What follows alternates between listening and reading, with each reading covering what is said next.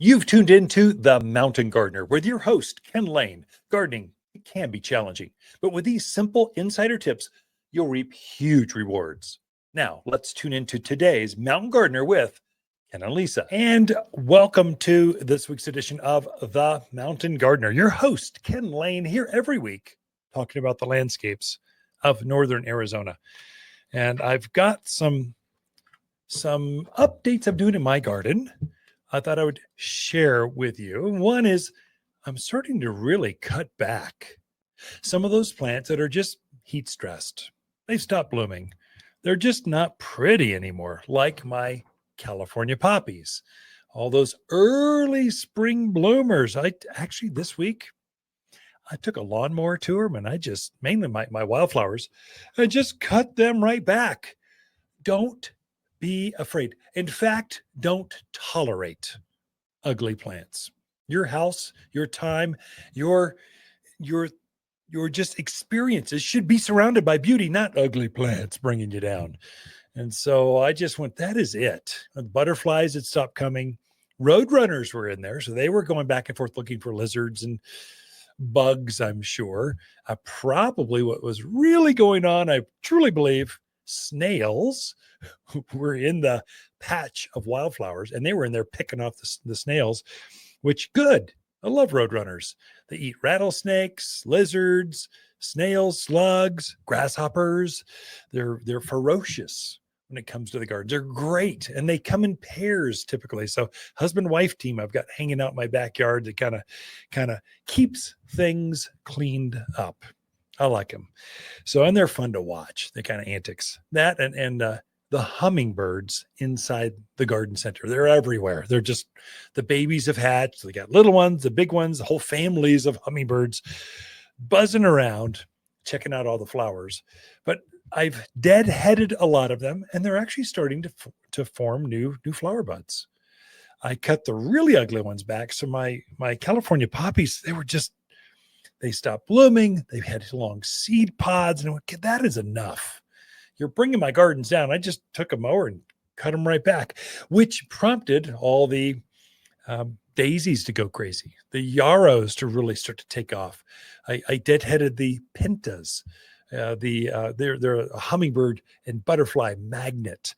The penstemon, they were beautiful green plants with all these dead spent flowers on top. I just chopped those, I just took a hedger and went boom, boom, boom, popped them right off. And the gardens look fresher, cleaner, better.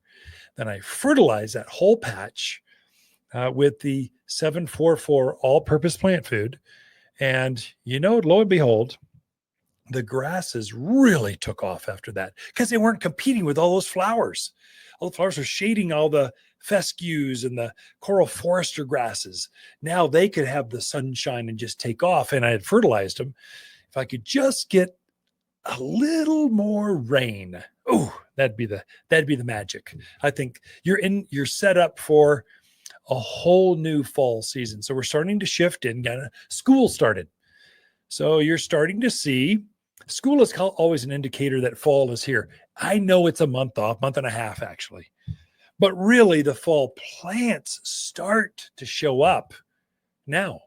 And it starts with echinacea, rudbeckias, coreopteris. There's a whole series of heat-loving plants that love the sunshine of this time of year, but will keep on blooming once they set those flowers.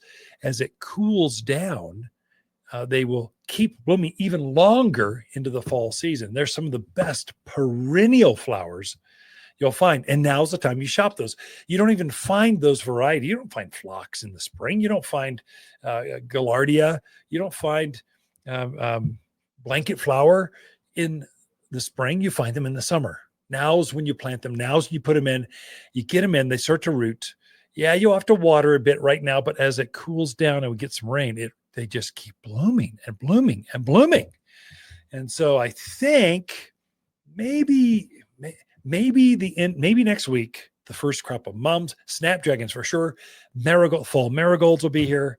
You're starting to see that fall mix. And I think the week after that, we've got the fall vegetables showing up. And so it's no longer tomato and pepper season is now going to be your your cabbage, Brussels sprouts, spinach, all these. If you're harvesting the foliage or you're harvesting the flower, like a broccoli, that's a fall crop. You plant those now and you harvest those through the end of the year. It's actually quite amazing. Often I harvest for Thanksgiving and for Christmas fresh vegetables. It's all about the crop rotation. If you're into raised beds or those troughs, we call this square foot gardening. As that squash starts to fade or something, you're looking for reasons to pull something out of that space so you can, okay, it's done. You got your harvest. Get rid of this thing so you have room to put the next crop rotation, which would be your fall vegetables. And so we've got plenty of growing season left. I mean, a lot, especially here in the mountains. It's cooling down. So yeah, we get to 90. Yay. Okay, Cottonwood, you get to 90, a little bit more. Sedona, a little bit more. Williams, a little bit less. So, but basically we're in that 90-degree weather and it's dry. And so the plants love that. The cloud cover, even if you don't get rain, that cloud cover with that warmth, it makes plants grow like crazy. They love it. They just love the energy. They put all their energy into new long growth. Your evergreens will start pushing new growth. If you're doing a screening plant like an Arizona cypress, it just flushes. Junipers flushes new growth. Red tip Botania, Elaeagnus. You can just go on and on. There's some plants that love the hot weather of late summer going into fall. They actually grow more. And that's why I call this the second growing season. As soon as you get your first rain, maybe second rain, it's actually a full-on second growing season, and it's more successful than the spring season.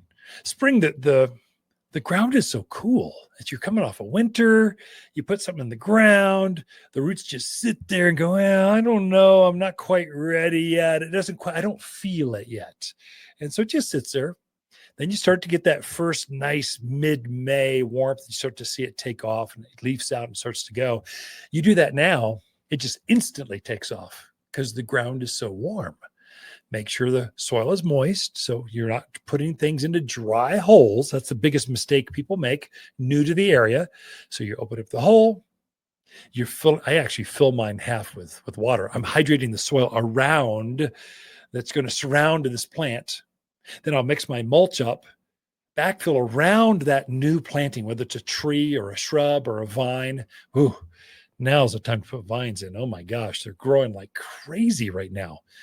And so backfill with that around the root ball, water it in really good, and they just take off.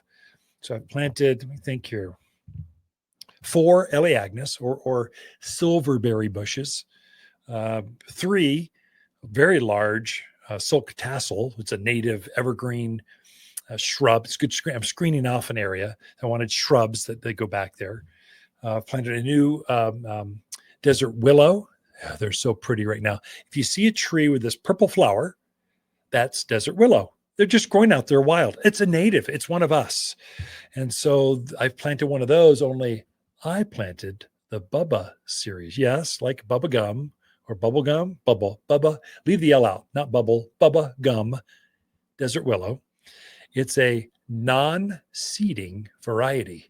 So this variety, it's a new variety, brand new, of desert willow. Doesn't form seed pods. We bred that out of it. So it now focuses all of its energy on flowers. When that flower is done, it kind of goes, 4 more flowers. I should be flowering more. And so it just pulsates waves of flowers from now through through Halloween. It's an amazing native tree. It's up maybe 12, 15 feet tall. Usually it's vase shaped. So it's a big upright shrub.